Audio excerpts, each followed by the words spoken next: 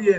अंबर साहबा, do you agree कि इस तरह के हालात में इन्वायरमेंट बेहतर नहीं हो सकती, क्योंकि इलेक्शन से पहले भी एज़ यूजुअल जनरल इलेक्शन से पहले भी पीटीआई की बहुत ज़्यादा तहफ़्फ़ुज़ात थे, और इस पर्टिकुलर डे के ऊपर जब आज हम बाय पोल्स में जा रहे हैं तो पहले भी और आज के दिन के ऊपर भी मैंने उसकी एग्जांपल्स भी दी, कई जगहों से पीटीआई अकाउंट्स ने डिटेल शेयर की, इल्ज़ाम आयद किया। तो साख जो होगी इस आज के इंतखाबी दिन की, उसको आप कैसे एनालाइज कर रही हैं? गवर्नमेंट कैसे जस्टिफाई करेगी उसे? जी, सबसे पहले तो मेरे ख्याल में हमें ज़िमनी इंतखाब की अहमियत के हवाले से बात करना चाहिए, फिर इसको इसी तनाजुर से हम इसका तज्ज़िया भी कर सकते हैं। ज़िमनी इंतखाब सबसे पहले एक तो 2018 और 2022 के बाद हमने देखा कि मुखालिफ जमातें, जो हुक्मरान जमात है उसके बरक्स मुखालिफिन की जो जमातें हैं उनको ज़्यादा सीटें हासिल हुई। लेकिन अभी तक क्योंकि ज़ाहिर है ये गैर और गैर सरकारी नताइज है, ट्रेंड तो यही नज़र आ रहा है कि जो हुक्मरान जमातें हैं वो ही जीत रही हैं। उससे क्या ज़ाहिर होता है? इससे फिर यही ज़ाहिर होता है कि एक तो अगर आप रुझान देखें, टर्न आउट देखें, और अगले आने वाले दिनों के हवाले से जो आपको पोलराइजेशन अभी उसके हवाले से देखें। हमने कश्मीर भी देखा कि टर्न आउट लाहौर में मिसाल के तौर पे बहुत कम, जिससे यही ज़ाहिर होता है कि भी नहीं है लोगों का इस इंतखाब। और इसके अलावा ट्रेंड बरकरार रहा है जो 2018 से पहले का था, कि जो हुक्मरान जमातें हैं वो उनके पास ताकत होती है, पावर होती है, पुलिस होती है, तो वो जीत जाते हैं। तो यानी कि कुछ तब्दील नहीं, ना पाकिस्तान तहरीक इंसाफ कामयाब रह सकी है कि अपने लोगों को मुनज़्ज़म करे, ना इत्तेहाद बना सके, ना पाकिस्तान मुस्लिम लीग नवाज और पाकिस्तान पीपल्स पार्टी जो उनकी मौजूदा, बल्कि मैं पाकिस्तान मुस्लिम लीग नवाज, तो इनका इस वक्त इत्तेहाद है, उस पर भी कोई एतमाद है। तो ये नथिंग हैज़ चेंज्ड। हालांकि हम देखते हैं कि एक बाय इलेक्शन, एक आपको पोल नजर आता है कि ट्रेंड क्या है, आपको नजर आता है कि लोग क्या सोच रहे हैं। जाहिर है, और फिर किस तरह से अब आगे क्या होगा? आगे यही होगा कि धांधली का इल्जाम लगेगा, जैसे जी ऑब्वियसली उसके लिए तो पीटीआई ने ऑलरेडी एक वार्निंग दे रखी है। अच्छा, फरवा साहब और अंबर साहब के पास मैंने जाना। फरवा, मैं अंबर से बात कर लूँ। अंबर जी, आप ये बताइए, ये जो ट्रेंड हमें 8 फरवरी में नजर आया या बाई इलेक्शन के बीच में भी हमें दिखाई दे रहा है, इस ट्रेंड के मुताबिक जो पिक्चर है वो तो पीटीआई के हक में नहीं जा रही, बट ये ट्रेंड क्या डेमोन्स्ट्रेट करता है? ये इस तरह का सिस्टम, इस तरह का बंदोबस्त कैन लास्ट लॉन्ग, या फिर ये ट्रेंड उसको डिफाइन करेगा कि कहाँ जाना है? ये बड़ा अच्छा सवाल है, क्योंकि मेरे ख्याल में कि हुकूमत अभी उसका उन्होंने अपना ओथ भी नहीं लिया था, तो बात ही हो रही थी कि ज्यादा देर चली ही नहीं। दूसरी तरफ हम देखते हैं कि गुज़िश्ता मेरे ख्याल में कि 8 फरवरी के बाद जो, जैसे मैंने कहा, पाकिस्तान तहरीक इंसाफ इत्तेहाद बना लिया, कुछ कामयाब नाकाम, तहरीक चलाने में तो बिल्कुल नाकाम रही।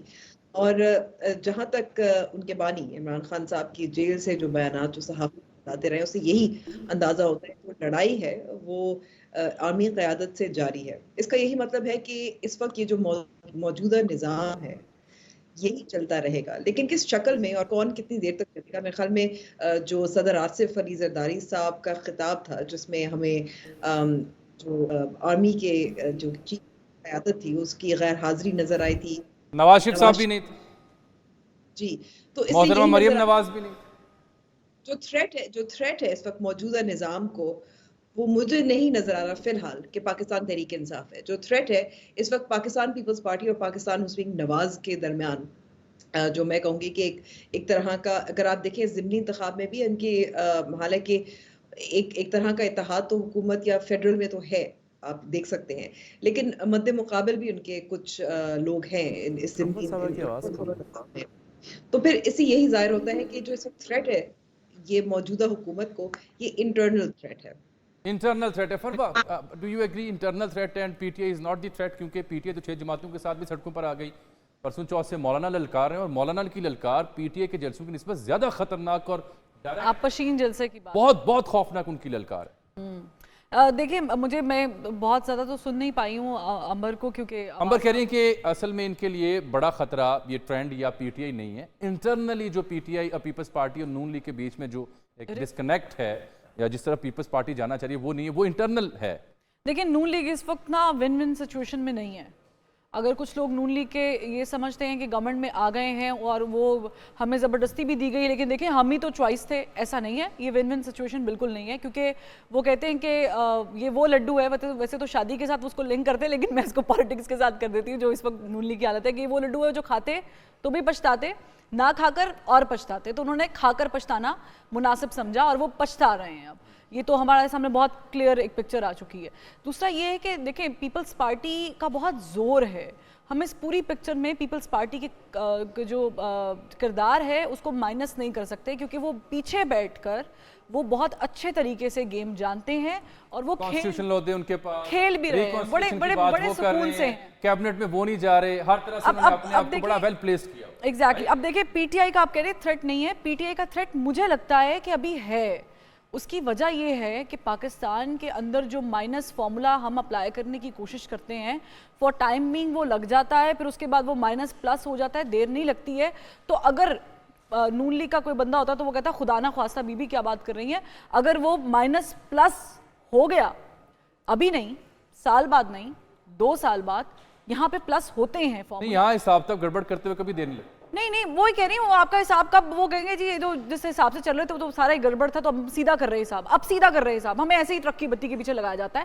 تو پھر یہی شوکت یوسف سے حساب ہوں گے جو آپ کو جو جسٹیفائی کر کے آپ کو ڈفرینٹ اینگلز بتا رہے ہوں گے کہ نہیں دیکھیں اس کے فوائد کتنے زیادہ ہیں. تو پوائنٹ یہ ہے کہ میری التجا ہے، قومی مفاد میری التجا ہے ان تمام تر سیاستدانوں سے، دیکھیں ہم آپ کو ووٹ دیتے ہیں، چاہے وہ ضمنی انتخابات ہیں، جنرل الیکشنز ہیں، ہم آپ کو لے کر آتے ہیں. اگر ہم نے کسی اور کو لے کر آنا ہوتا تو صاحب راہیں بہت کھلی ہوئی ہیں. تو خدا را جو ڈیموکریسی اور کسی اور کو لانے کی استطاعت ہمارے پاس نہیں ہے، فروا ہم چاہتے ہی نہیں ہیں، ہم چاہتے ہی نہیں ہیں. جیسے وزیر خزانہ آ گئے، وزیر داخلہ آ گئے، جنہوں نے آنا ہے وہ تو آ جاتے ہیں نا سوٹ کیس اٹھا کے. آپ جتنی مرضی کوشش کر لیں، رانا ثناءاللہ صاحب نے بولنے دیا نا علی گڑھ کے پروگرام میں کہ محسن نقوی صاحب کی مہربانی ہے. 2 دلچسپ نکتے اٹھا لیں، مجھے یاد آ گیا ان کی. ہاں ان سے اقبال جرم بھی کرائے، 2 ہو گئے. ہاں 2 ہو گئے، ایک رہتا ہے، تیسرا شاہ جی نے کروانا. لیکن شاہ جی اس سے پہلے کہ آپ تیسری بات چھیڑیں، شوکت بھائی یہ فرمائیں کہ عمران خان صاحب نے خط لکھا ہے اور اس خط کے بارے میں آج پی ٹی اے کے چاہنے والے یہ اطلاع دے رہے ہیں